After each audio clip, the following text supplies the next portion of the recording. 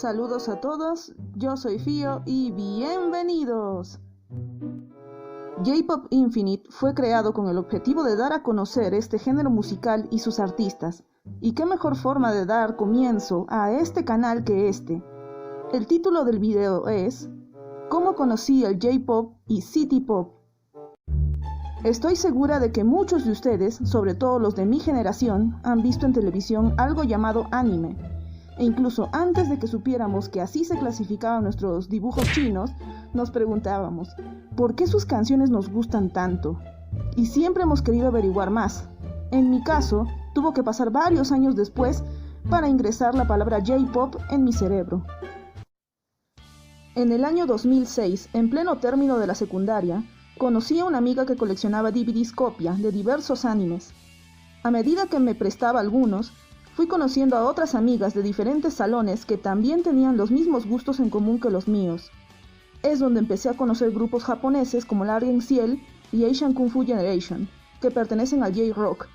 Al año siguiente, en el 2007, me reunía a veces con mis amigas para ver otros animes y explorar más música, pero mi encuentro con la palabra J-Pop fue a través de YouTube, y conocí a dos grupos masculinos, WINS y Arashi. Después de ello, seguí buscando otros grupos similares y me sentí feliz de hallar un género que me gustara.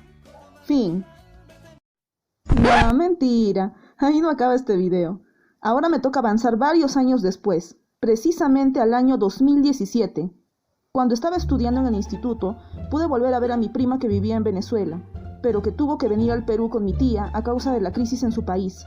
Como ambas nos llevábamos muy bien, dibujábamos juntas mientras conversábamos. Un día, ella estaba escuchando música en YouTube y me hizo conocer un tema que me llamó la atención, ya que tenía sonido tipo música electrónica, pero se escuchaba una voz que cantaba en japonés. Le dije a mi prima cómo se llamaba y me pasó el tema.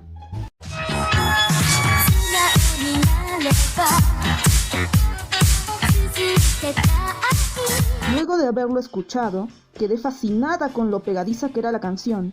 Luego de buscar más en YouTube, me dio curiosidad de saber dónde se originó, y para mi sorpresa, hallé el tema original y el nombre de la cantante. Era Junko Yagami, Tazogare no Bay City. Sin saberlo hasta ese momento, ella era el punto de partida a todo lo que conocería más adelante. Es ahí donde supe que me había topado con dos términos, Future Funk y City Pop. City Pop, o pronunciado en japonés como Shitty Poppu, es un subgénero de la música pop que tuvo origen en Japón desde mitades de los años 70 y que alcanzó la cima de su popularidad en los años 80.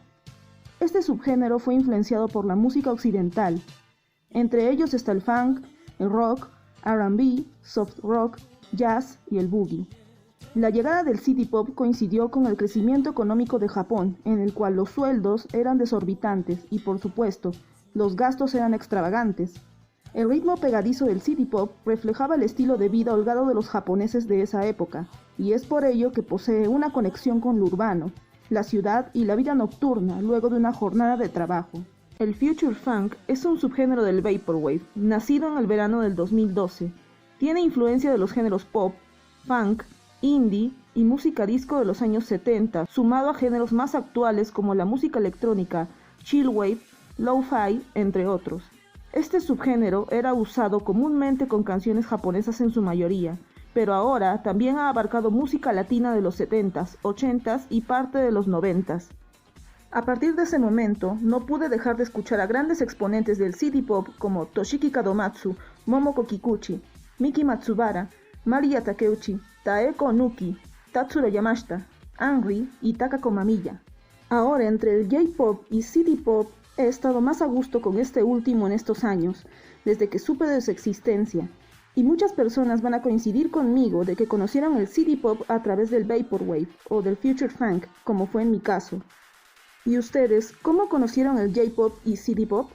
Háganmelo saber en la caja de comentarios. Espero les haya gustado este video, y que sea el comienzo de muchos otros para este canal. Espero que le puedan dar like, con eso me ayudarían mucho. Y para quienes hayan llegado y les agrada mi contenido, les invito a suscribirse. Esta fue Fío y hasta un próximo video de J-Pop Infinite.